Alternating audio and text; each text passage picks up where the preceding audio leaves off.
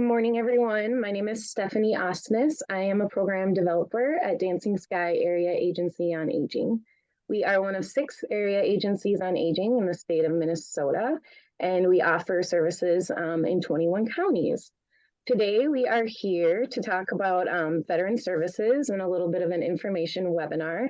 We have Jacob Turner from Douglas County, Russ Foster from Wilkin and Traverse, and Frank from the Minnesota Department of Veteran Affairs. So thank you guys so much for being here today. This webinar will be recorded. I will put it up on the website and email it out to those attendees. And then we will take questions at the end of each presentation. So I will monitor the chat and let you guys know if there's anything in there. So with that, Russ, I will let you go ahead and take it from here. Hi, thank you very much for having me and the invite. So as she said, my name is Russ Foster. I am the County Veteran Service Officer for Wilkin and Traverse counties. In my previous life, I was a director of the Fargo VFW office for National Veteran Service. And now I've been doing this for 6 years. So I have 13 years total in this industry and love it every bit. I'm going to share my screen. Let me know if it works. I'm going to do my best not to make everybody a county veteran service officer, but to at least give some insight. The first one is going to be on VA compensation. Can everybody see that? No. Okay, let me try. Oh, I got to hit this other button. Can everybody see that? Yeah. Okay, Yes. Perfect. So what is VA compensation? It's a benefit paid to any veteran because of an injury, illness, or a disease that happened while on active duty or were made worse by active military service. And we're going to go through the 4 different ways of service connection for veterans. There's 5. One is the least common, the least common one is the 1151, the last one, but I'll go over that a little bit. So we have direct, aggravated, presumptive, secondary, and like I mentioned, the 1151 cases. Direct is any injury that was directly caused by service. And there's an example, breaking a bone during PT or any combat injury. Anytime a veteran gets injured or, like I said, illness or a disease while on active duty, that is that direct service connection. There's something documented in the service record. It makes it very easy to get service connection that way. We can also do direct based on symptomology, but that gets a little more into the weeds and I won't go too much over that. Aggravated service connection is any injury that you had before service, and then it can get worse beyond what's called normal progression. And there's an example, service member injured his knee in high school football, enters the service, and his knee goes out in a ruck march, and then it can be service connected because it progressed beyond normal progression. Presumptive, this is the most common one nowadays, especially with our war era veterans who served in either Vietnam or our OEF veterans. There are diseases that are known to be caused by specific exposures while in the military. Agent Orange, like I said, is the most common one we see now, and there is just added new presumptives this last legislative session and through the PACT Act, opened up more doors for locations as well. You need to be diagnosed with a presumptive disease. Being exposed to specific chemicals such as Agent Orange does not constitute a claim. We hear a lot of veterans, they'll come in our office and they say they have Agent Orange. Well, you can't really have that chemical, but that chemical that they were exposed to caused a disease or an injury or an illness. Secondary, that's when a disease or injury that is directly attributed to a condition for which the veteran is service connected. And there's an example of a heart condition with high blood pressure. Then and this was a little older one because now high blood pressure or hypertension is now a presumptive where before it was not. That's one of the new presumptives that we have. But anytime that one of your service connected disabilities continues on and hurts something else, like that next, the right knee is service connected because he was already service connected for his left knee or left leg, putting more weight on the other leg by favoring it. That's a way of a secondary service connection. The 1151 cases, we don't see a lot. You can almost consider them, they're like a tort claim, but we don't deal with tort claims. That's actual lawyers. But that's if a veteran is injured by the VA, by a VA medical facility. For instance, a veteran goes in for surgery on maybe to dissect or bisect an intestine, and they nip his bladder with a knife. That could cause another disability, and that would be an example of an 1151 case. Why should I file a claim? One of the most common things we get are, there's guys worse off than me, they need the money more. There's a number of different reasons that we see it. But out of these lists, the most important one is number 4, because some of these benefits can be passed down to dependents in some cases. But if you were injured in service, you earned that compensation. It's not an entitlement, it's just an eligibility issue. If veterans don't use the VA benefits, then that money will be put to other uses, and we know the government does that well. And you can also, by use of that money, support your local economy. These are just examples. These numbers are accurate as of today's date. And of course, anytime you're after 20%, when you get into the 30% rate, then you can start getting additional stipends for your family members, depending on how many you have and children. Maybe some questions might come up about the parents. Parents can be dependents if they are helpless or if they're living with you and not having any support. Down on the bottom here, you'll see A/A, that's for aid and attendance. We'll get into that in a little bit.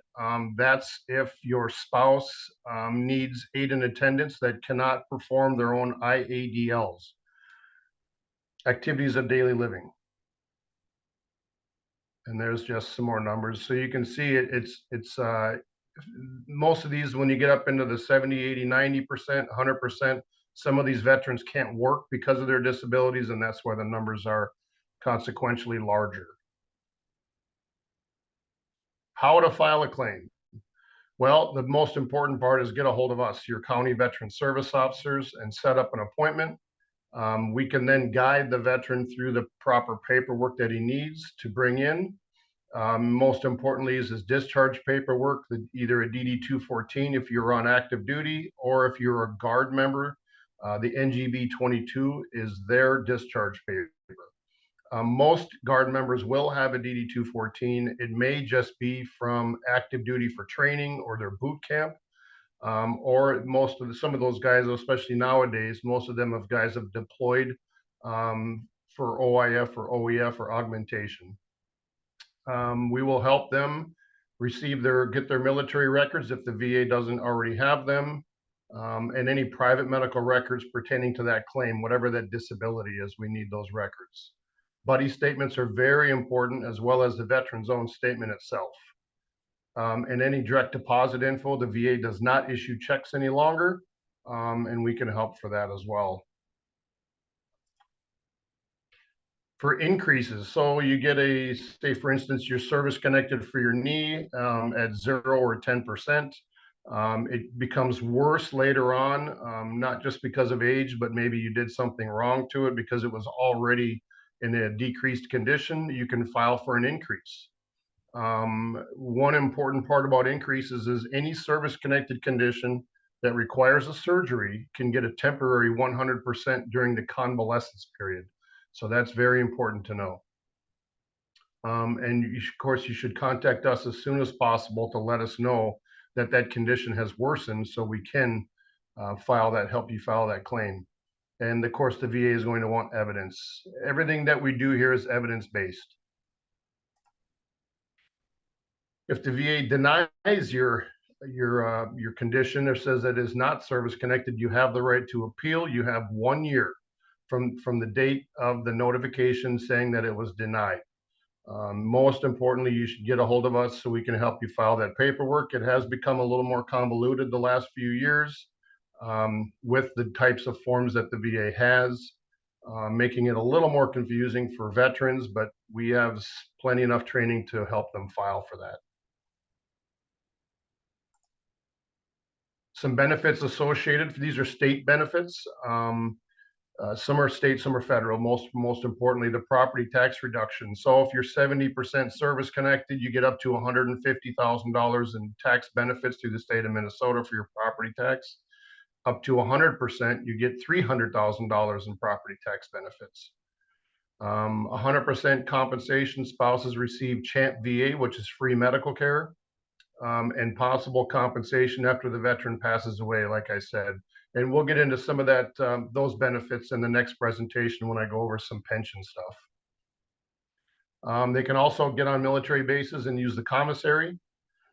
And in Minnesota, receive free fishing licenses. It's a permanent license. And the hunting, they give you a card, and you just take that card in to get your free small game and deer license.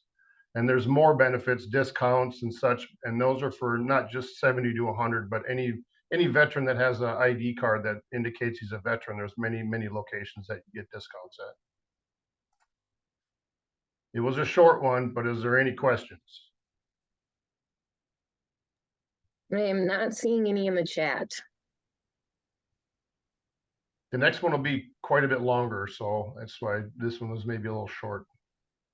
But my intention was not to make somebody else a CVSO, but at least they have the idea of what they can ask questions about, or send that veteran to see the most appropriate person.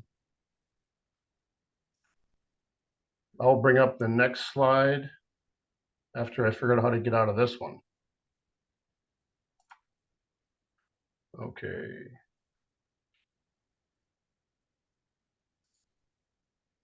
Jake, did I hit everything on that?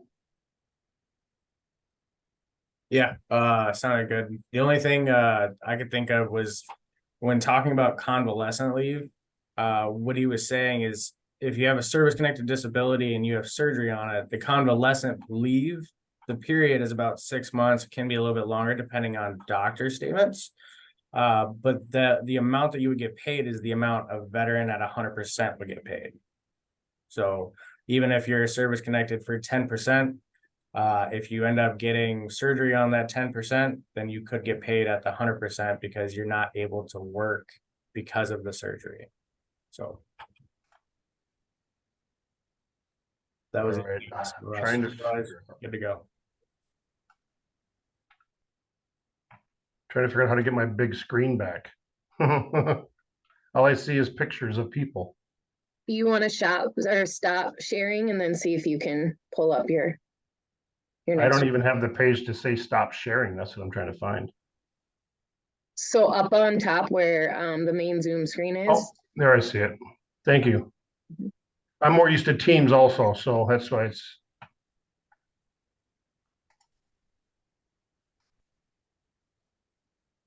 Can you guys see that or no? I gotta share it yet. But... Can you guys see that? Nope. Nope.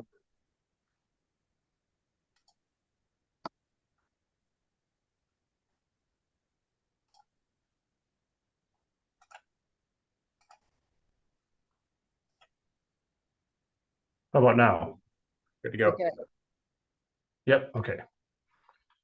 This one gets a little more lengthy because it's, our job is based on law, VA law and the Code of Federal Regulations. So these things can get quite in depth. I'll try to dumb it down a bit, and we'll see what we can do.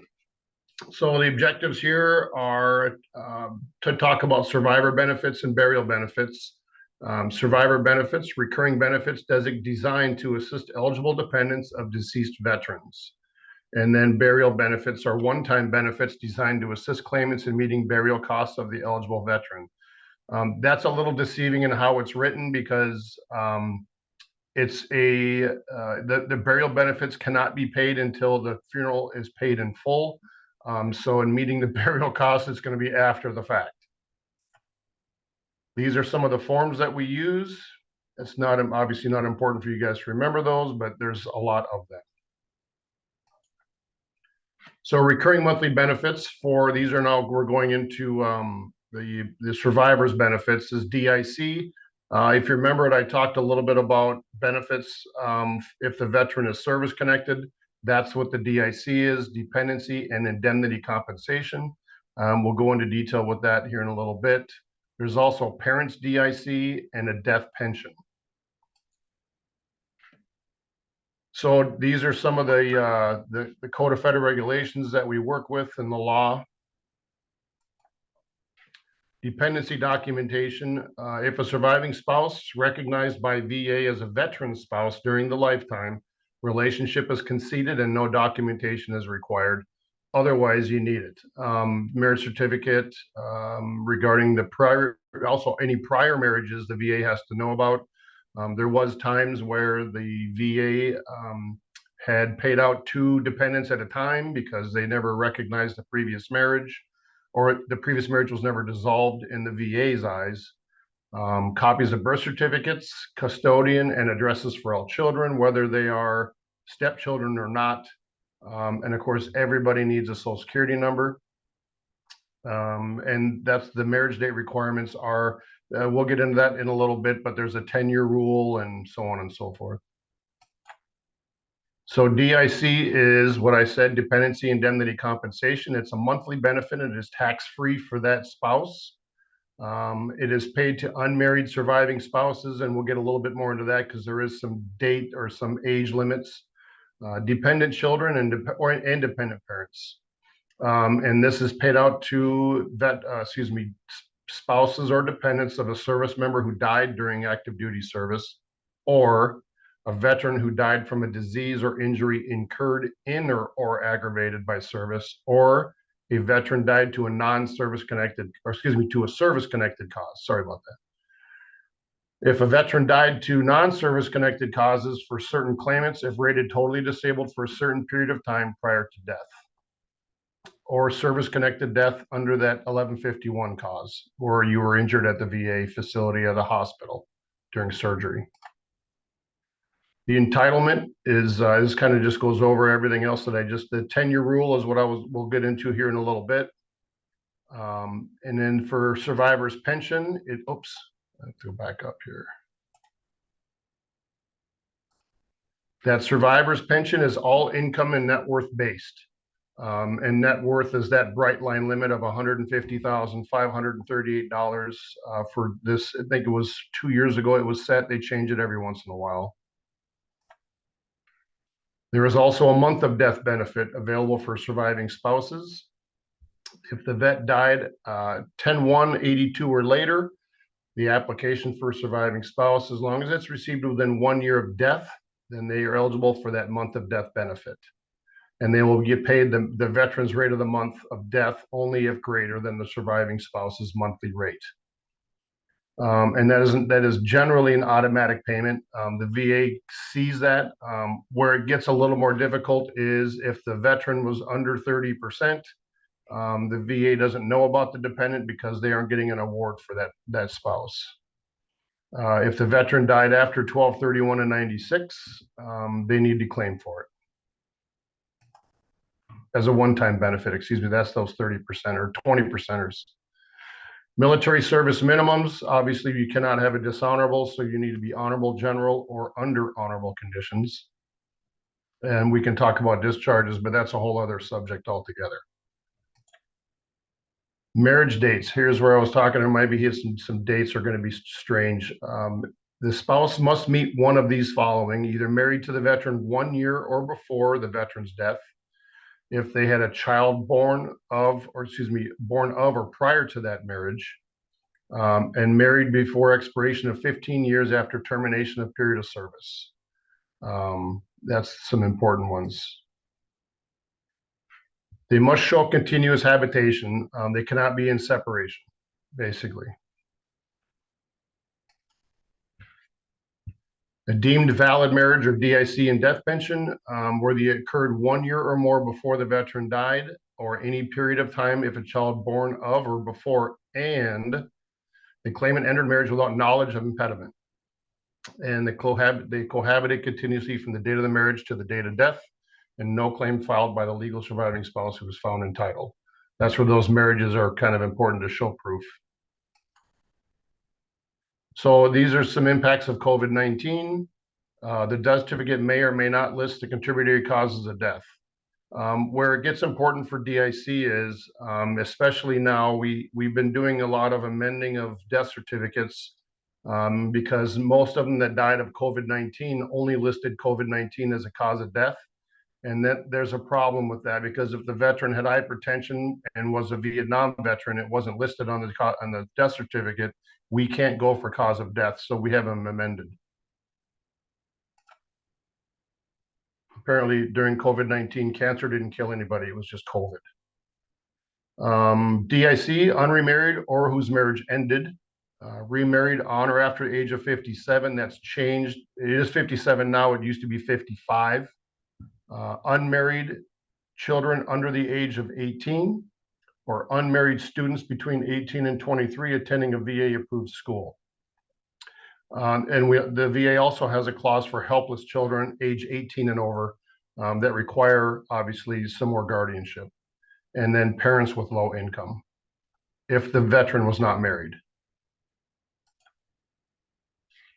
So for some of you that may know what SBP is, or Survivor Benefit Plan, there was an offset previous to 23. So if a spouse, if a veteran applied for SBP before he got off of active duty, that's just an additional stipend for the spouse should he die before her or him. And then that's in a stipend that the Department of Defense issued that spouse, basically giving that spouse some of the benefit or the pension that the veteran was receiving for retirement. After 2023, there is no more offset. They can collect both. For deaths prior to 1/1 of 93, the surviving spouse receives the amount based on the veteran's pay grade. There's not a ton of those left anymore, but there is some. And thereafter, it's not related to your pay grade. It's a flat rate. Again, it is tax-free. Additional for the surviving spouse with children payable for initial 2 years of entitlement to DAC or until the last child turns 18, whichever is earlier. And then we get into the other benefits should the spouse be entitled to aid and attendance or housebound, which means they can't hardly move out of their house. There's the new rates effective after 1/1 of 93. I don't remember if I put in the ones for the pay grades, because that can get a little more in depth, and there's special allowances. Other DIC rates: child with no surviving spouse, depends on the number of children entitled. A single child is at $659.83, and then it goes up and up, and there's additional stipends for more children. And that is also an automated process, at least it's supposed to be. We found that the VA is not necessarily on the ball with this a lot, so we have to continually watch for it. Most of the time, it's just because there's not enough evidence of record, or if the veteran was 20% or less and died of a service-connected cause because of a new presumptive, we can still go file for those DICs. There's the parents' DIC. And of course, this is if the veteran isn't married but dies on active duty, or has a service-connected disability and the parents need a financial need. That again is very, very, we don't see a whole lot of it, but there is some. So for the parents' DIC, it is an annual limit impacted by marital status, and their income for VA purposes is calculated on a calendar year basis, and the income of the parent spouse is factor in determining income. So basically, you live together, your entire income is what's graded. Net worth in this case is not a factor for DIC only. These are some deductible expenses. Any unreimbursed medical expense exceeding 5% of the annual income can be reduced. It helps draw that number down so they may qualify. And any unreimbursed final expenses of veteran's last illness, burial when paid by a parent or parent spouse, as long as the parent and spouse live together. And of course, that's an unreimbursed one-time expense. That's not an ongoing expense. So, and saying that is what I'm getting at is, after that number draws that income down far enough to where it may be eligible for payment, That's a one-time payment. So the following year could dictate, the income could dictate a smaller amount. So now we'll get into a little bit of death pension. This one gets a bit more complicated because it's income and net worth based. And it is paid out to unremarried spouses and dependent children. A wartime veteran whose death was not due to a service-connected disability. And there, we'll get into another eligibility criteria after this slide, I believe, if I can remember it. There's that bright line limit again, the net worth of over 150,000. And then income limits, there's strict guidelines on that as well. So veterans separated from active duty service under conditions other than dishonorable, and they must have served 90 days or more, of which 1 day was during a wartime period. Now, this gets a little complicated. It's during a wartime period, so not at war. So they don't have to physically be in a country where they're fighting a war, just as long as they serve during that wartime period. Service after 9/7 of 80, you need 2 years or completion of active duty obligation. And that can be tricky when you're looking at it at a discharge paper. So again, eligibility requirements: served during a period of war and discharged, released of service-connected disability, or had a service-connected disability at the time of discharge that would have justified discharge for a disability. And there's that 90 days of actual wartime service in 2 or more separate periods of service during more than 1 period of war. So you can cross wars. We had several veterans that did World War II and Korea, or Korea and Vietnam. Includes active duty for training or inactive duty for training if a veteran has had a service-connected condition, and that's very important. If the veterans, you got guard guys or reserve guys that go on inactive duty for training and they get injured, then that can be turned into a service-connected condition. At the time of death, the veteran met wartime service requirements for veterans pension, or he was receiving compensation for a service-connected disability.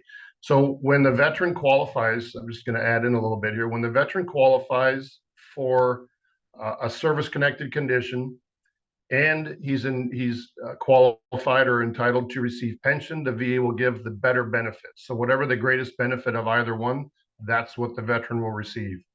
If the pension gives them, obviously, if the pension gives them more money, then they'll drop the service-connected payment and issue pension. These are those wartime periods that the VA currently has put out. So if a veteran served during any of these periods, then they are eligible to apply for pension.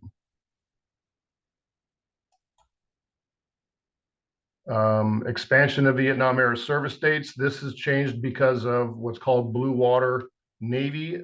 So Navy vessels that served within 12 nautical miles of the coast or the wartime area of Vietnam, they are now considered Vietnam era veterans and are now eligible for the presumptives that were associated with Agent Orange.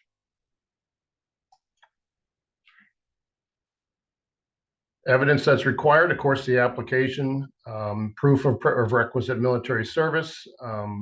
In previous to the last 2 years, the VA would just look at the DD-214, or maybe longer than 2 years. I'm trying to recall the date, but now they actually have to go out to the joint military, joint DOD, and pull records of ships and units specifically that served in Vietnam or off the coast 12 miles to do that. And of course, income and net worth, like we've been talking about, that is also required. We have special forms for that. Copy of discharge paper showing dates of service and character of discharge. For those that are looking through DD-214s or of the such, there's 4 different or 6 different pages of that thing. We just need the one page that shows the character of discharge. I believe it's the member. The member 4 does not, but the member 1 does. Certification by accredited service organization representative, that would be us CVSOs. The VA may already have, if a prior C&P claim was filed, that's compensation or pension. Retrieval of service documentation from NPRC, that's the National Personnel Records Center. currently available for emergency situations allow VA to request documentation. So there has been some problems in the past. There was a group of Army folks that had their files burned in a fire down at NRPC, but you'll get that notice from the VA should that have happened. It's very hard to recreate files. So marriage dates, this is for pension. So surviving spouse must meet at least one of the following: have to have married a veteran 1 year before the veteran's death, a child born of or prior to the marriage, and married before the delimiting date. And these are the delimiting dates.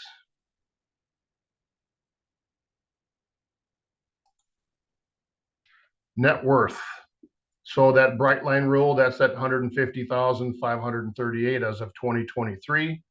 That doesn't include the income. That's just net worth, what's in the bank, or have assets of that total, not including, and I think we'll get more into that, your car, your house, stuff like that. That's as additional, like land. And we get into farmers, they have significant amounts that can reach, thousands of acres. There's a dollar value to that. As I stated, real property is not included in this, and that's the primary residence unless it's over 2 acres. A car and basic homes like appliances, that is not included in their assets. What is included is investments, furniture, and boats, stuff like that. Stocks, bonds, that has to be included as net worth. And this is how they calculate net worth. Pretty basic. We have, most of us have a spreadsheet that we just plug the numbers in and it'll come up with whether they're eligible or not. We don't adjudicate at our desk, so if the veteran still wants to file, they certainly can still file.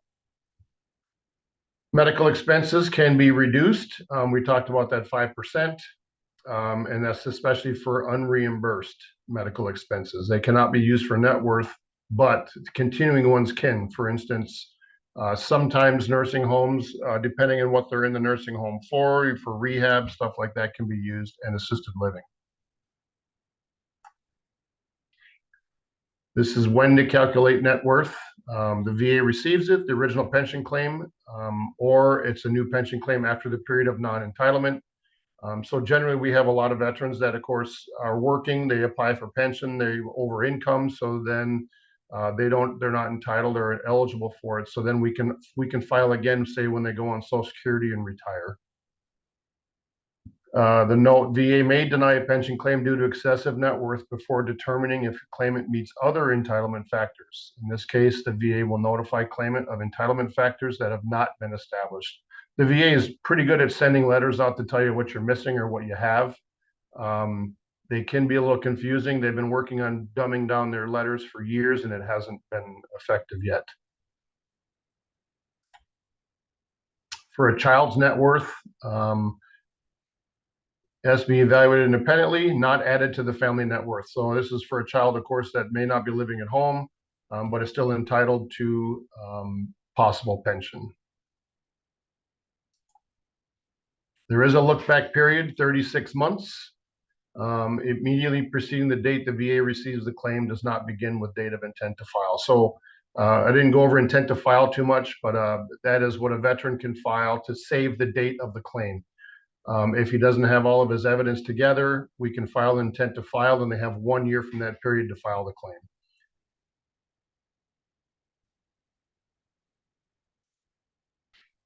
A covered asset is an asset that was part of the claimant's net worth and was transferred for less than fair market value within the 36-month period prior to applying for the benefit. If it is not transferred, would have caused or partially caused claimant's net worth to exceed the net worth limit. Everybody kind of knows what fair market value is.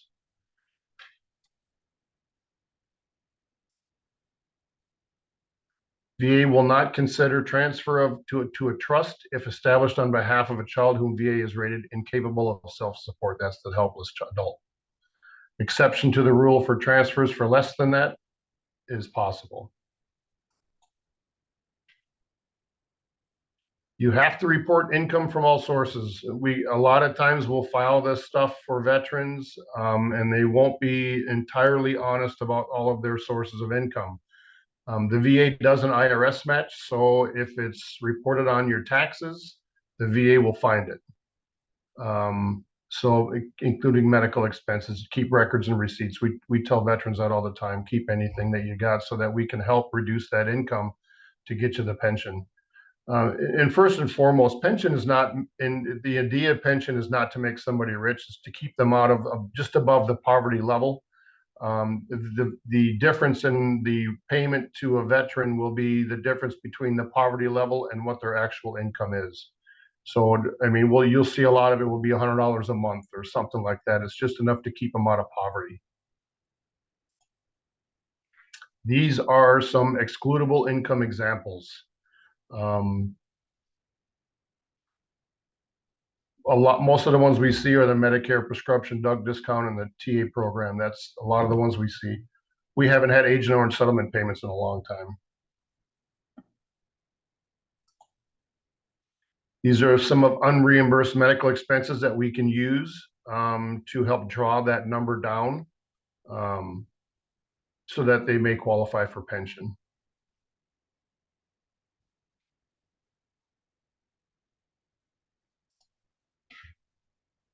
There's that, we talk about that bright line rule a lot, and there's the ADLs and IADLs I was talking about. We'll get a little more into that here in just a little bit.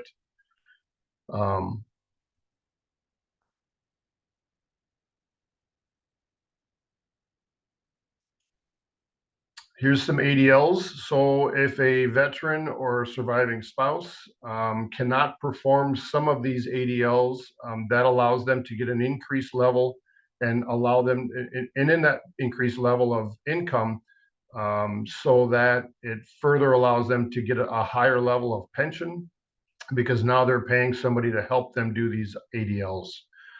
Bathing, showering, dressing, eating, going to the toilet, transferring in and out of bed like a lift bed or a lift chair, and ambulating within home or living area.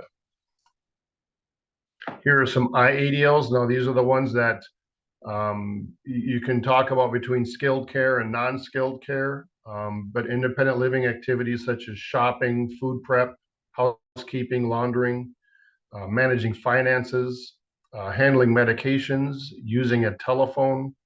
I'll back up a little bit to the managing finances. If a veteran is unable to manage their finance, the VA labels them as incompetent only for the financial part. That doesn't mean anything else, which is a little confusing with a lot of the terms that you hear incompetent. But if the veteran wants to assign a family member or his own fiduciary, he is allowed to make a statement to the VA to do so. But if he cannot, it does not have somebody, then the VA will assign a fiduciary to that veteran or spouse, or excuse me, not spouse, but surviving spouse. Some in-home care expenses, and these are payments that can be paid out for these in-home care expenses to assist with those ADLs or IADLs. As long as the attendant provides disabled individual with healthcare or custodial care. The attendant must be a healthcare provider unless disabled individual needs aid in attendance or is housebound. Or the physician, PA, or CNP, and all those due to the physical mental development of cognitive disorder, the individual requires a healthcare or custodial care that in-home attendant provides. And in the VA's case, they do authorize in-home care, skilled care, and non-skilled care. But in order to get the non-skilled care, you have to be eligible for skilled care. These are some medical expenses that the form requires. It's pretty significant. You have to show the purpose of the expense, what the out-of-pocket was, the date of the payment, who it was paid to, and identify the illness condition for that expense.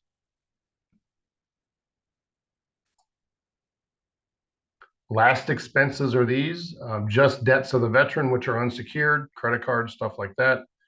Final expenses paid by a surviving spouse prior to the date of the pension. Any burial expenses that can all be last expenses that are can reduce that income. it all helps.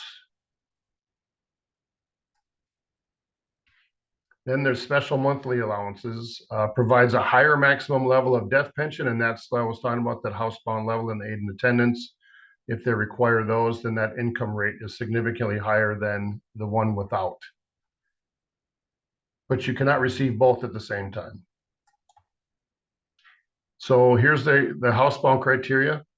Substantially confined to your home, ward, or clinical area, or if you're institutionalized, or immediate premises due to disability, or the disability is reasonably certain to be permanent. And then there's a separate form for that. And the physician has to sign that form.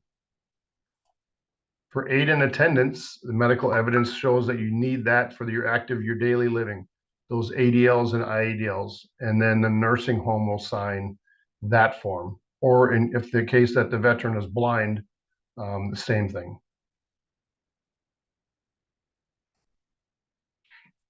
This one gets a little trickier. So if a veteran, I'm going to sum this up a little bit, but I'll read through the slide. If a veteran is on MA and they are in a nursing home, they are eligible for what that's called the $90 rate. So a lot of times veterans will go into nursing homes and they do the spend down. They get in there and then they have no money, so they go on MA. Once they go on MA, Medicaid starts to pick up the payments.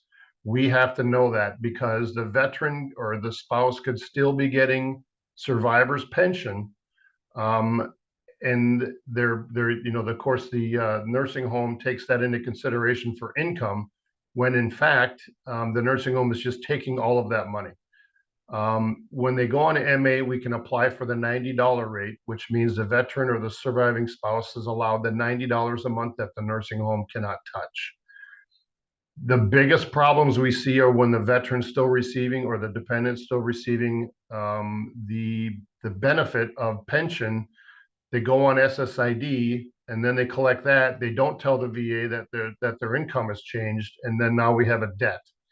So as you can imagine, the problem is the veteran or the surviving spouse is in a nursing home paying $10,000 to $15,000 a month, and then they create a debt to the government. And I've had some over $200,000 debts.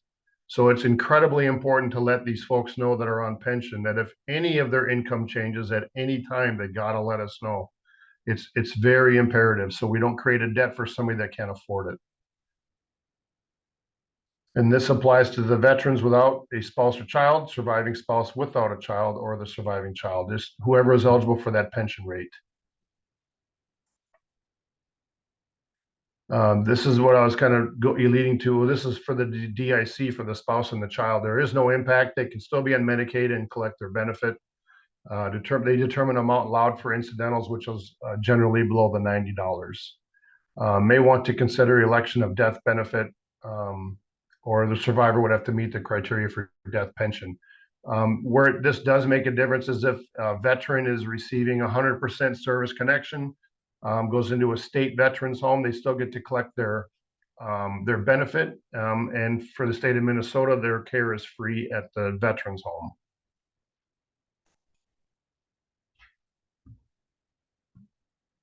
Pension rates are affected by income, as I can't say that enough because it's super huge. And it's obviously affected by income by the surviving spouse or the child that's not in the spouse's custody. And if they do remarry, that does terminate and they cannot any longer receive pension, but they may be able to still get DIC depending on that age of 57.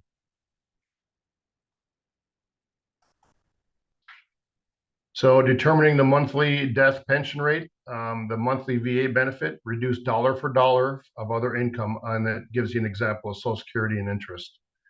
Unreimbursed medical expenses over that 5% can be used to reduce countable income. You guys don't have to get too much into this stuff, but this is the calculations that we make to get to that dollar amount.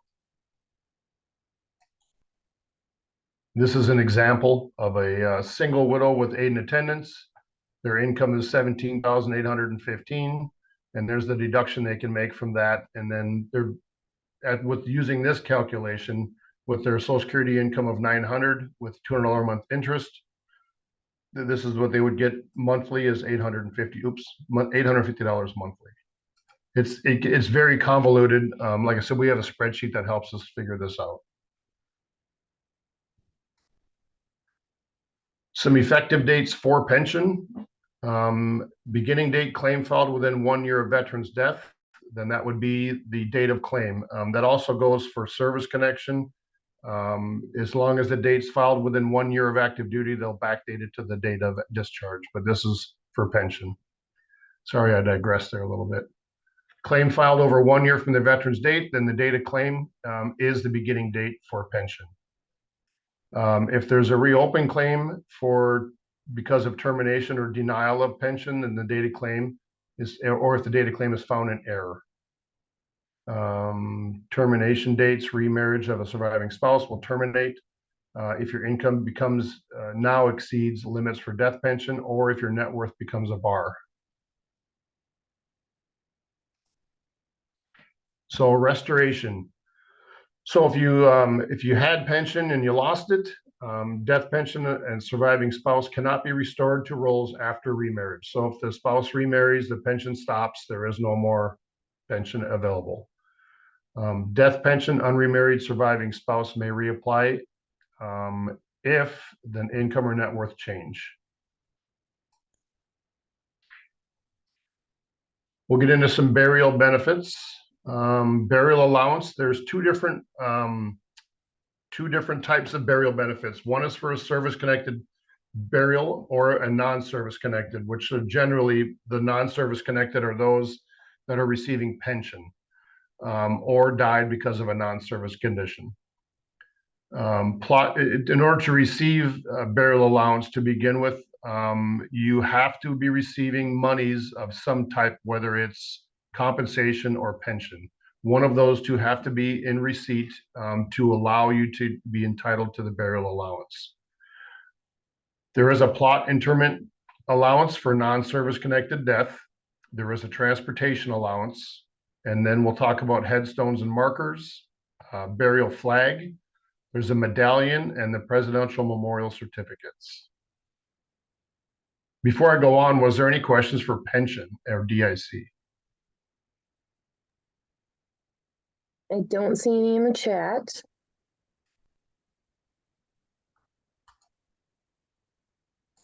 All right. Sorry, I probably should have paused there for a minute. I get to talk a little fast, so I apologize. Service-connected burial allowance we'll talk about first. The rating activity must grant service connection for cause of death either on direct or contributory basis. So a veteran has, say, for instance, an example, lung cancer, and he was a Vietnam veteran. That is a presumptive for exposure to Agent Orange. That veteran, the cause of death should be granted and therefore should get the service-connected burial allowance. Death solely to paired non-service connected organ extremity under the 38 CFR, this code, with no contributory case of service-connected disability, then you would not get the service-connected burial. That's where you get into the others. It's a little confusing at that part, but we don't get a ton of those. Service-connected burial benefits payable even if the veteran's debt's not service-connected, as long as DIC is available, is payable. And that's kind of where I was going with that first statement, is if a veteran dies, had lung cancer of this, for instance, Agent Orange, and it was exposed, the spouse can posthumously get DIC. And with the new laws, with the PACT Act, we can go back with using liberalized law and get her DIC, even if the veteran had passed, 5-6 years ago. The service-connected death benefits, the plot allowance is not payable in addition to the service. It's kind of a flat rate. So you can allow for transportation, only payable if buried in a national cemetery. And of course, everybody knows we have the new cemetery in Fargo. So that along with Fort Snelling is the same director. But that payment rate is $2,000. A non-service connected burial allowance, you must have an other than dishonorable service. And like I had mentioned, be in receipt of pension or compensation at the time of death, or would have been eligible but receiving military retirement or disability pay. So if some of these veterans were discharged, and this is really for the reserve and the guard folks, if they are receiving in receipt of, let me digress just for a second. So traditional guardsmen that have never deployed are generally not entitled to any burial allowance. They have to be in receipt of military retirement pay or disability pay. It's a little more convoluted, but that's what the VA says. They had a claim pending at the time of death and found entitled prior to the date of death, or if they were hospitalized by the VA at the time of death. So if folks don't know, the VA has what's called a CLC, a community living center. A lot of veterans can be up there for rehab and such, and sometimes they go up there to be in hospice. So if they were hospitalized, then they would be eligible for that non-service connected burial allowance. If they died while receiving care under a VA contract or non-VA facility or at a non-VA facility, and I can just speak to the fact that in Fargo, there's several private nursing homes that the VA has a contract with. So if that veteran is eligible for health care and allowed to go to a VA contracted nursing home, then that's what that would cover that. Or if they died while traveling under proper authorization at the VA expense to or from an exam, treatment, or care, which happens quite a bit because VA cannot treat everything. They will transport them to care or treatment out in town, like at Sanford or Essentia. Or if they died while a patient at an approved state veterans home. The non-service connected burial rate is $300. It can go up because there is a plot allowance, and it shows there that $807 if they died on October 1st, 2020 or later. The vet was in receipt of compensation or would have been, we talked about that already a little bit, or if the remains are unclaimed without resources to cover the burial benefits. And if that's the case, then the nursing, oh, excuse me, I did that again. If that's the case, then the funeral home generally files that claim, and because they are the sole payers of that burial. And they must be eligible for basic burial or wartime vet and buried in a state veteran cemetery. Burial in a national cemetery. There is a pre-need eligibility. We don't do a lot of them, and that is designed for those veterans that perhaps may have a questionable DD 214 or cannot find a DD 214, then we can file that pre-need eligibility. If the VA National Cemetery is where burial is desired, it does not extend to state or tribal veteran cemeteries. You have to apply to those directly. That pre-need application does not apply to Arlington or U.S. Soldiers or Airmen's Home National Cemeteries. Apply to those directly. I'm not sure why Arlington isn't that, because it is a national cemetery, but I suppose because of the size of it. Getting pre-need determination does not guarantee burial in a specific VA National Cemetery. There is no reservations. I do get that a lot here. Is I want to get a spot at the Fargo National Cemetery. Can I apply today? No, there's no reservations. They don't hold a spot. That is the form for the pre-need, and the information you need to apply is military status, history, discharge papers, if you can find them, or other separation documents. Sometimes the veteran can't get his DD 214, but he has that certificate of discharge. We can send that, but again, it just depends on the application, whether it's going to be granted or not. For an unremarried adult child, they can possibly go into there if there's no other spouse. You need supporting documents regarding the child's disability. And then there's plenty other information that you'll have to get from the physician.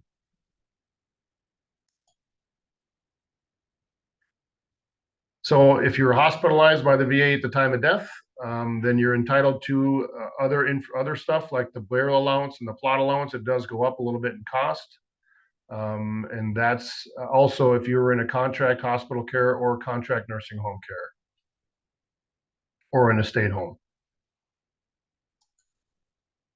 There is a transportation allowance to provide the cost of transporting the veteran's body to a place of burial when en route for VA authorized exam and died or treatment or care, and he was properly hospitalized at a medical center, domiciliary, or nursing home under direct jurisdiction of the VA. Those are those contract homes. Or receiving nursing home care in a non-VA facility or patient in an approved state nursing home. Or if you're getting buried in the national cemetery, then that transportation allowance can be paid. And there are time limits for filing for burial benefits. If it's a non-service connected burial, it must be filed within 2 years of the date of the permanent burial or cremation of veteran. If it's a service connected burial, there is no time limit to file, and for the plot allowance and the transportation. These are supposed to be automated. They aren't always, but I mentioned earlier on the compensation part about that 30%, so the spouse is listed. And exactly what we're talking about here is if that spouse is listed at the 30%, that's when that extra stipend can get paid out. Then if the VA sees that, it's supposed to be automated. Supposed to be automated. It's not always, so we have to track that as well. Headstones and markers. So we do more of these than anything, at least down here I do, in quite rural counties. The VA does provide a headstone and a grave marker for graves of veterans anywhere in the world and of eligible dependents buried in a military post, state veteran, or national cemetery. There's also niche markers available for identifying cremated remains in a columbaria. And there's smaller memorial markers if remains are not available for burial. We have several different kinds: marble, granite, bronze, flat markers. The bronze flat are probably the most common that I do. I have done a couple of the granite and the marble. And then there's also upright headstones that are made from marble and granite. And the niche covers, which are quite small, but they're for the columbaria, are marble and granite. And then there's a very small bronze niche, which is like a 4 by 4 inches, I think, or something like that. But I've not done any of those. So the eligibility, you must be buried in a national, state-owned, or post cemetery, or eligible for burial in a national cemetery, but not buried there. If you're buried in a national cemetery, they take care of that headstone at that cemetery. These are mostly for the folks that are buried in a private cemetery. They meet the length of service requirements, died while on active military, naval, or air service, or was a member of ROTC whose death occurred while attending a training camp, was a member of the reserve component whose death occurred while hospitalized or undergoing treatment at the expense of the United States for injury or disease contracted or incurred under honorable conditions on active duty or inactive duty for training. That's for those guard folks. Was a member of specifically designated groups recognized as veterans as a result of 1977 legislation allowing the DoD to grant military discharges for certain wartime service, previously considered civilian, or was a soldier of the Union or Confederate armies of the Civil War. It's kind of a lot to say. And these are just some pictures. The one on the right is the most common one we do. It's the bronze plate. And the one on the left was a marble plate, or a marble headstone upright. Who was not eligible? Anybody that was convicted involving a subversive or forfeit to right for VA gratuitous benefits. That's those draft dodgers.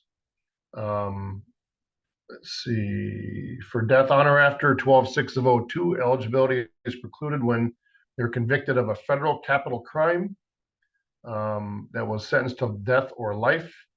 If they were convicted of state capital crime for which the person was sentenced to death or life imprisonment without parole, or a person that was found to have committed federal or state capital crime but not convicted by reason of unavailable for trial due to death or flight to avoid prosecution.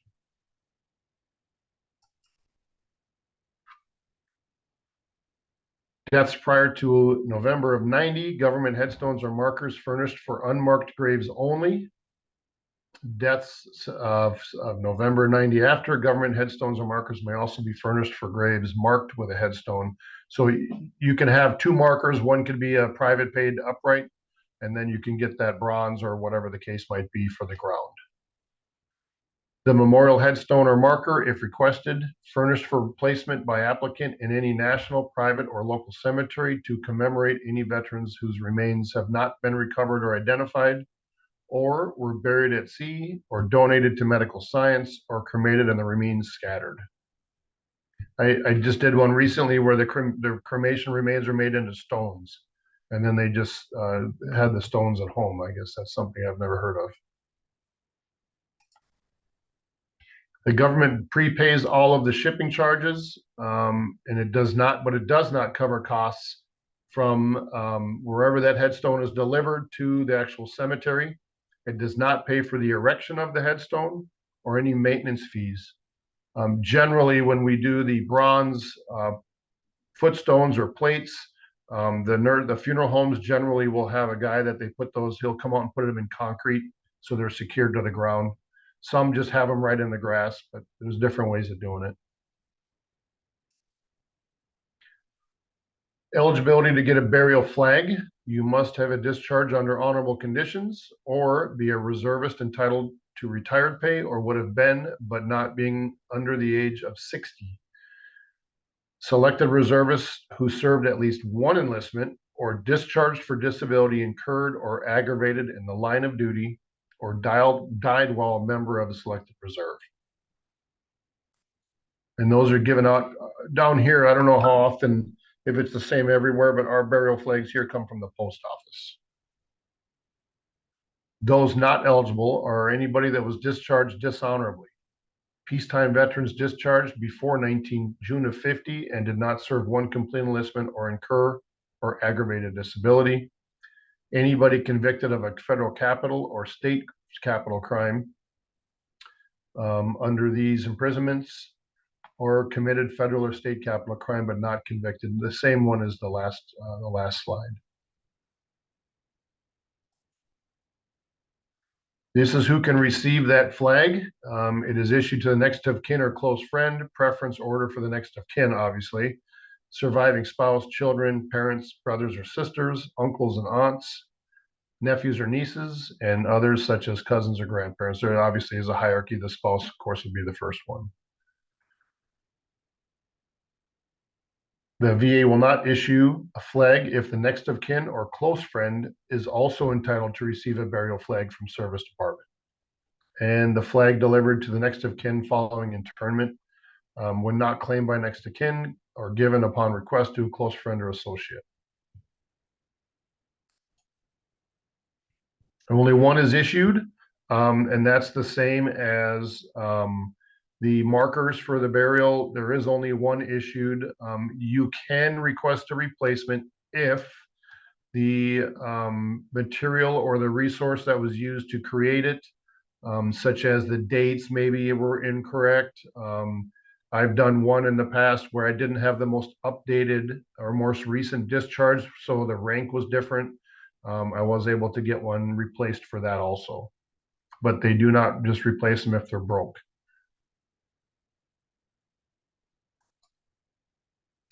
Any dependent or a family member can receive a presidential memorial certificate.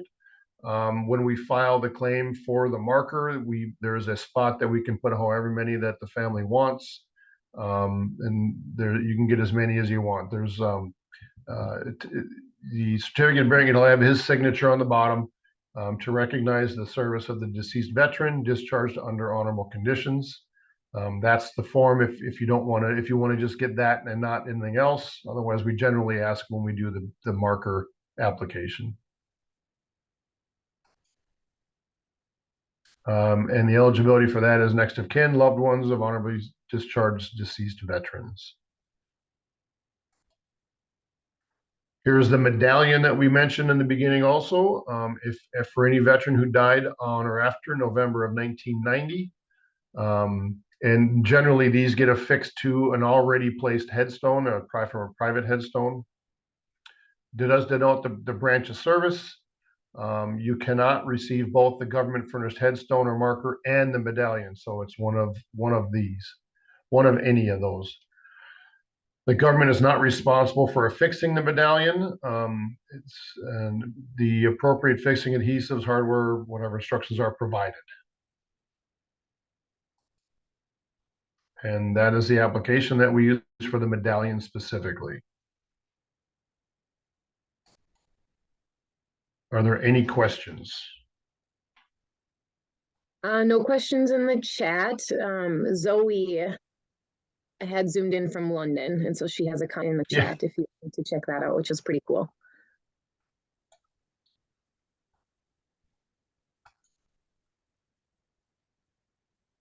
Oh, that's interesting. From London, yeah.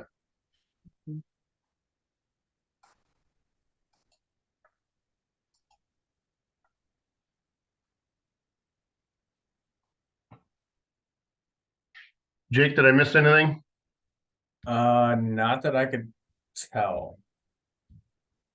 There's a lot to go through, but I think you got pretty much everything good to go there. So we're gonna have Frank go next, just due to time constraints. He'll probably be the last presentation. So Awesome, thank you. you did good, Russ. Okay.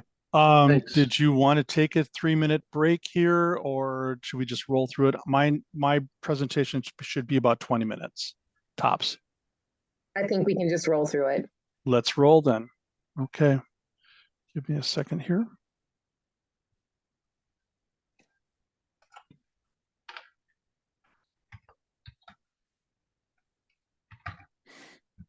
Let's see. Bear with me, folks. I apologize. It's been a while. Same thing with Russ. It's been a while since I've shared screens. Here we go. And share. And folks, can you see my screen here? It says Minnesota Department of Veterans Affairs. Good to go. All right. My name is Frank Stever. I'm a Veterans Program Specialist with the state of Minnesota's Department of Veterans Affairs, or it's nicknamed MDVA. I'm actually part of what's called the Veterans Benefits Division, and even further down the line, it's the State Soldiers Assistance Program, and we'll kind of get into that as the briefing goes on. I've been with the state of Minnesota for about just over 9 years now. I'm a Navy veteran. I was on active duty for 7 years, and I was in the reserve, Navy Reserve for 13 afterwards. I'm a retired Navy veteran. I retired in 2001, just prior to 9/11. The Navy actually did ask me if I wanted to come back online, and my job at the time was as a military linguist, and figuring that the time to train up a new military linguist in Arabic, Urdu, Pashtun, any of those languages would probably be a year. And I figured, based on the previous Persian Gulf War, this thing was going to be over in less than 3 months. I politely turned them down. And by the way, I'm 40 years old. I'm really beat up. I can't do this anymore. So not realizing that this thing was kicking off and was going to last over 20 years, probably having thought back about it, I probably would have hopped back online, but I just thought this was going to be over so quick. We are serving veterans currently who are Korea War veterans. We have one veteran that is still, actually take that back, a World War II veteran that I know of. There are still a few World War II veterans who are still alive in the state of Minnesota. But the vast majority of our veterans are either Korea or Vietnam era or peacetime era veterans. And we are just now, actually post-COVID, seeing the first real main wave of veterans who are what we would call the Persian Gulf War era veterans. State Soldiers Assistance Program, MDVA, was established in 1943. Now, I'd like to tuck that back a little bit by 20 years, because we are actually celebrating our 100th anniversary this year. Minnesota legislature established what was called the Board of Control in May of 1923. And of that, within the Board of Control, they operated what was known at that time as the State Soldiers Welfare Fund. That was a fund that was established specifically post-World War I to assist with veterans who were actually survivors of the Civil War and World War I survivors and previous war, Spanish American War, things like that. That then morphed into Minnesota Department of Veterans Affairs, and at that time, the State Soldiers Assistance Fund was created in 1991, and to that date, we now are referred to as the State Soldiers Assistance Program, or SSAP. Our program includes security deposit grants, subsistence assistance for veterans who are not able to be employed due to illness or their spouses, their surviving spouses, when a veteran's passed away. We have one-time, once per lifetime veterans relief grants, which were previously if you've known about our programs at all, they might have been referred to as special needs grants at the time. We do provide disaster relief assistance for reimbursements. We provide dental and optical benefits for veterans who meet income and asset eligibility guidelines. We provide education benefits for both surviving children and veterans' surviving spouses, and also veterans who are just completing their degree programs. I would like to speak about one other additional program that's associated directly with Minnesota Department of Veterans Affairs through Lutheran Social Services. We'll get into that. Eligibility for a state of Minnesota veteran to qualify for veteran status under Minnesota Statute 197.447, a person must have been separated under honorable conditions. And that is actually honorable, or what is referred to as general under honorable conditions, from the United States military active duty. They have to have a discharge document for World War II folks. So it would be a discharge paper or discharge document or discharge record. But after 1950, it's referred to as the Form DD-214. They must have completed 181 consecutive days of active duty service, or they received a medical separation from active duty, or they completed federal active duty orders, and as defined by the CFR Title 38. And this is actually specific to National Guard members who were recalled to active duty under or reservists under what was referred to as Title 10 orders. They had to have completed their orders and returned back home as noted in the DD-214. A veteran who has less than 181 days of continuous active duty service, but who provides proof that they have a service-connected disability through the U.S. Department of Veterans Affairs, and they're receiving service compensation for that, they may be also eligible for SSAP benefits. And of course, they have to be a state of Minnesota resident. They have to have lived within the state of Minnesota for a minimum of 30 days. And this is kind of a kicker. They have to have the intent to remain in the state of Minnesota. No fly-by-nighters. You got to be here. You got to be here for a reason. The first benefit that we're going to talk about is the Voucher Deposit Assistance Program, or VDAP.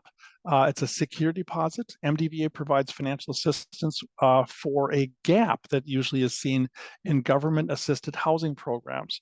That gap is actually the security deposit.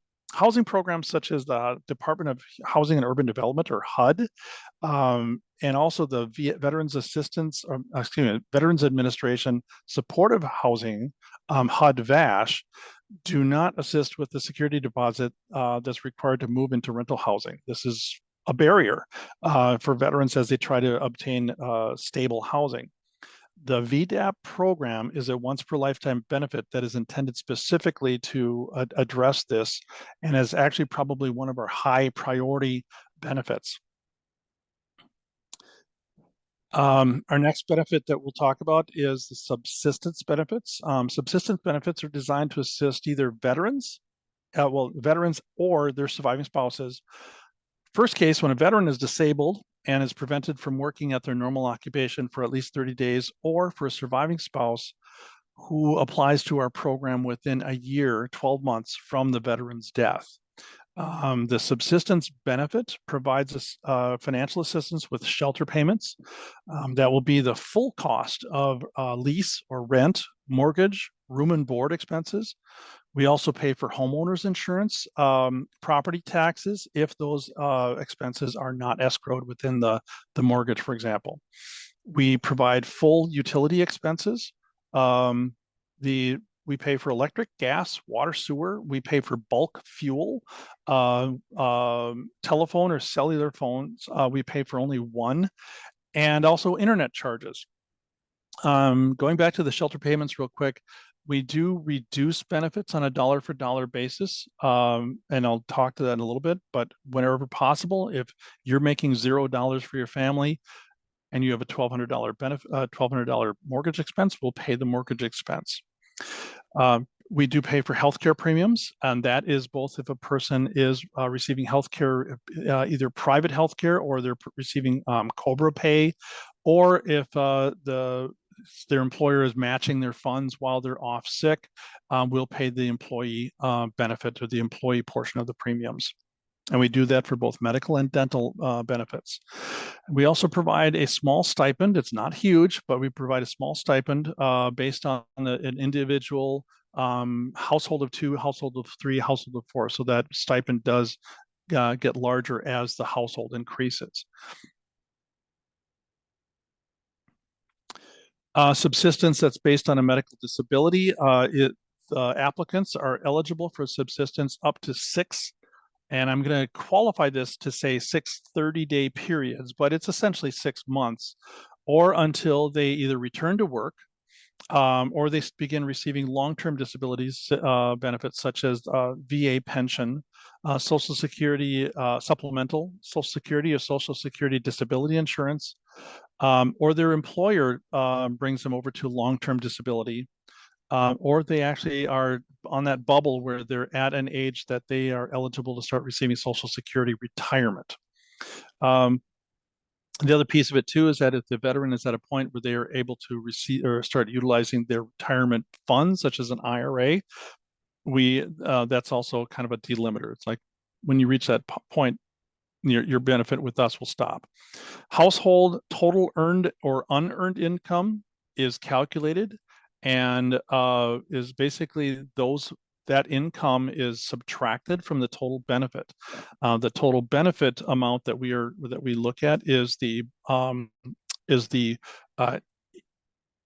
your mortgage or your shelter expense and your stipend that you would have for a single 2-person, 3-person, 4-person household. So we're going to back off any income that you have, especially unearned income. VA compensation is one of the big ones, and we'll back it off dollar for dollar to come to a full benefit amount. When there's subsistence based on the veteran's death, veteran's spouse is also eligible for up to 6 periods of assistance. They can apply without a medical condition during the first 12 months, 1 year of the veteran's death. They are eligible until long-term benefits such as dependent indemnity compensation or DIC, or Social Security benefits are obtained, or if the surviving spouse earned or unearned income exceeds the monthly benefit award. One thing about that with the subsistence benefit, if there is, we've talked about, we do have to back off based on your earned and unearned income. We back down the benefit, but if there's just $1 remaining to the overall benefit, we will still pay that $1. Usually that gets paid as a nominal stipend. But the really great part about this benefit, it also covers your utilities, water, sewer, gas, electric, trash pickup. And it also covers your medical premiums. So there is actually a substantial dollar amount that still can be paid out to help a veteran, even though their income, or it might actually keep them from getting like full assistance with their mortgage or leases. Minnesota Department of Veterans Affairs, or MDVA again, has a once per veteran per lifetime Veterans Relief Grant. This was formerly known as the Special Needs Grant. In February of this year, we changed our name.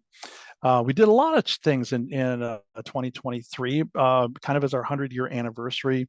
We've updated all of our rules. We've updated all of our benefits. updated some of the names, so you'll see this pop up here every now and then. It's a once per lifetime benefit to grant to assist veterans or their surviving spouses who are in a time of significant financial need. The benefit is not based on income, not based on your assets. However, income and assets are a factor in determining whether we are going to be able to grant assistance. Two key factors here in the determination of grant assistance. One is going to be the veteran's future ability to sustain themselves beyond any sort of assistance that we might be able to provide them. Sustainability is really key for our program. Can you stand up, put the pack back on your back and march on, sort of thing? That's the concept that we go on. And then there also has to be a financial need that has to be clearly established for our programs for us to make a decision to render assistance. There are multiple areas for which MDVA will consider financial assistance. We have, on the behalf of veterans, we have purchased appliances. We've paid for auto insurance premiums. We've made loan payments on vehicles. We've paid for auto repairs. We've paid for books for college classes. We paid for tools for people to go into trade school. We've paid for hearing aids. In fact, hearing aids is a big one, especially for our veterans and their surviving spouses and/or their spouses. Things that we are not able to provide assistance for are things like airfare. So if a veteran needs funds to attend a funeral for a family member and they don't have the funds available at hand, we cannot provide airfare assistance. That's not considered what we think as a need that will allow you to maintain your life and a roof over your head and food on the table, sort of thing. Because we have separate benefit programs for dental and optical care, we do not provide assistance for dental expenses under the Veterans Relief Grant. There are some issues regarding nursing home, long-term care facilities. We do not provide assistance for the maintenance cost. We do not provide assistance for the medical aspects of those are actually billed separately, but we do provide assistance for the the shelter expense. So we have to review these on a person by person basis and a billing by billing basis, but we in those instances, we do break this down and we provide specifically assistance for housing, shelter, the roof over your head type of thing. We do not provide assistance for personal loans. Let's see here. Oh yeah, any legal fees, traffic citations, that's one of them. That's on you. If a veteran comes to us and says, hey, listen, I've got $5,000 in traffic tickets. Well, that's a legal fee. That's a legal required fee to pay. We are not able to provide assistance for you to pay your legal responsibilities. These are just some broad examples of assistance that we provide pictorially. We do provide, like I said, automobile repairs. We pay for medical bills and shelter or lease mortgage payments. This concept we're talking about, that there has to be a defined need. MDVA receives over $3 million in requests for veterans relief grants on an annual basis. This amount represents about half of our annual budget within SSAP. One of the hardest determinations to make in one of these grant application process is a determination between what is a need and what is something that the veteran wants. Our determination of need versus want is reviewed case by case. It is heavily weighted on the supporting documentation. So it's really incumbent upon the veteran to fully support their case for need versus their desire to have someone take a bill and take it off their hands. So the veteran's going to be submitting a lot of documentation to our program. And oftentimes we will ask for additional documentation if we think that we might be able to provide assistance, but we don't have full documentation. We'll ask for a veteran to get that. So our process is not quick. You send me the application, I write the check and send the check back out to whoever we need to pay. We do ask questions because either state of Minnesota tax dollars, we're beholden to the state of Minnesota taxpayers, and we're beholden to the auditors to make sure that these funds are spent on actual needed assistance. The applicant is actually required to submit a really detailed statement of need as to the circumstances or difficulties in their life that surrounds the request and how they're able to sustain their future standard of living beyond whatever assistance MDVA might be able to provide.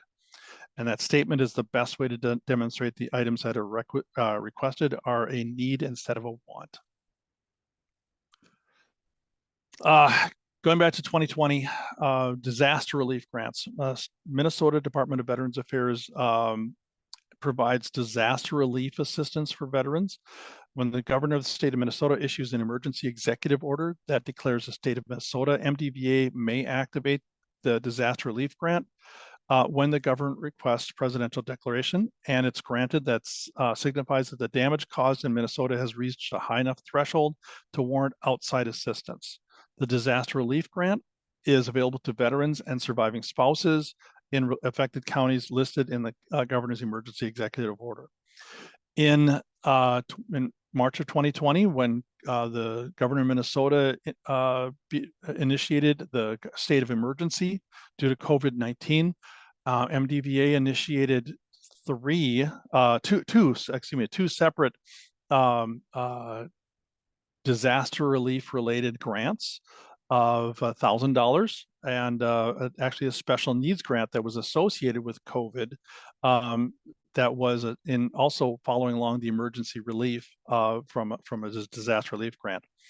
Disaster relief grants are reimbursements for expenses already made. In this instance, the applicant has to have incurred an expense, and they send us a copy of the bill for expense incurred, and then we just reimburse them up to the benefit amount. The applicant must live in one of the affected counties. So COVID, everybody was affected, so everybody in the state of Minnesota was eligible to apply. The MDVA will issue a unique application for each individual event. And then we'll also issue out the requirements for that specific grant. The maximum grant amount is also established at each incident. So it's not necessarily going to be $1,000, $1,200, $1,500. It can slide depending on what the state of Minnesota, what the governor's office, what MDVA, what the commissioner of MDVA determines to be an appropriate amount. It is, again, as I said, set up as a reimbursement. That means the applicant has to have expended funds on an item on the allowed expenditures in order to be eligible for release of funds. They have to have specific effective dates and expiration dates. So they have those expenses have to have fallen within the dates of our benefit.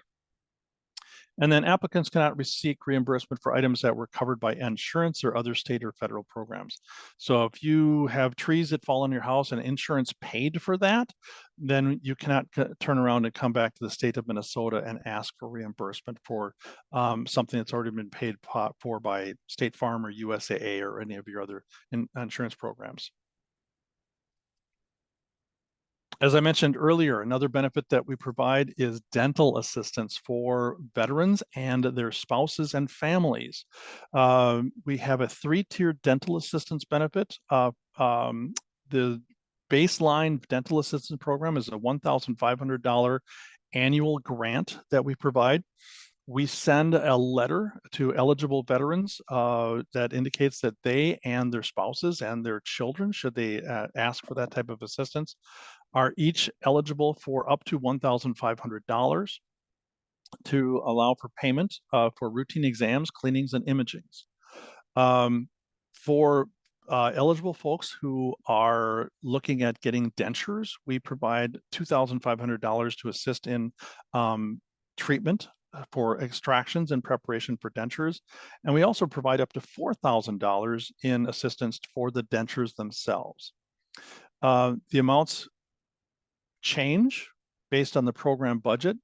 2023 was our first significant change in over a decade. And so we actually went from $1,000 to $1,500. We went from $2,000 to $2,500. and $3,000 to $4,000 on those separate tiers just in February this year. Again, that's the first time in over 10 years that that changed. So I don't expect that those amounts are going to change much over the next several years. The balances, the authorizations can't be combined. So think of this as stovepipes. So we can't cross money back and forth between the benefits. You get $1,500 for dental only. You get $2,500 for extractions to prepare for dentures, and $4,000 for the dentures themselves. The dental providers bill MDVA directly. We do not use a fee schedule. However, if the patient does have dental insurance coverage, they have to bill, the provider has to bill or send a claim to the dental insurance carrier first, and then we will pay after we receive a copy of the bill and the explanation of benefits. We'll pay the patient liability for those services. Same idea here with optical care. Our benefit went up this February from $400 to $600 a year to help pay for optical care. This means eye exams, frames, prescription lenses, and contacts. Follows the same benefits for income and asset level restrictions as a dental benefit. The applicant chooses their own dental provider, and they also choose their own optical provider. We do not choose them. We do not designate who's participating with the program. That is up to the applicant for the benefit to choose their own providers. The benefit doesn't, this optical benefit doesn't cover protection plans. It doesn't cover cleaning kits and lanyards. I would like to step back just a second here. One thing I did not talk about is that for the dental benefit, unfortunately, we cannot provide assistance for implants, for example. Implants are currently being discussed, but because the implants are really a high dollar value, it's kind of it's a problematic thing to get into. We do know that many implants are used to prepare for dentures. And unfortunately, we cannot pay for the implants themselves right now, but we will provide assistance for a denture, even though it uses an implant to maintain its cohesion within the patient.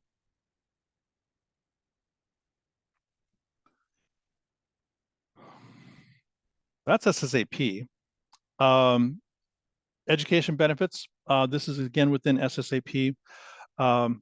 For surviving children and spouses of veterans who have passed away because of their service-connected disabilities or related to their service-connected disabilities, MDVA provides an annual $750 stipend that's used for books, fees, and other costs associated with attending school. In addition, we authorize a tuition waiver to any state of Minnesota public post-secondary institution. So state of Minnesota, Minnesota State Colleges and Universities, and the University of Minnesota primarily.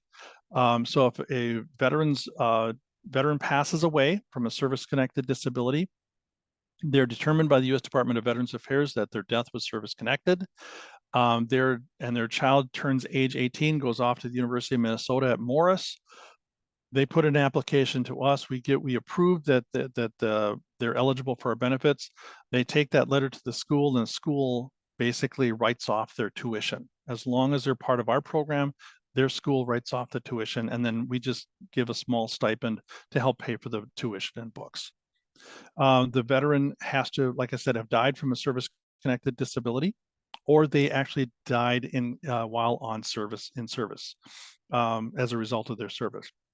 The veteran must have been a resident within 6 months of entering the United States Armed Forces, or for 6 months preceding their death.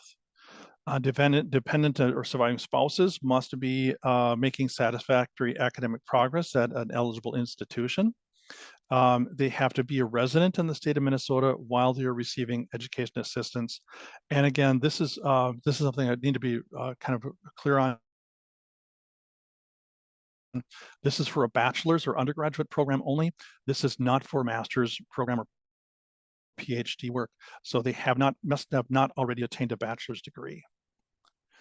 Last education benefit that we provide directly from SSAP is the veteran education benefit. And this is a once per veteran per lifetime stipend to use that pays down tuition for a veteran who has already exhausted their existing federal education benefits. They've used up all their GI Bill benefits, things like that. They're still making satisfactory academic progress at an eligible institution of higher education.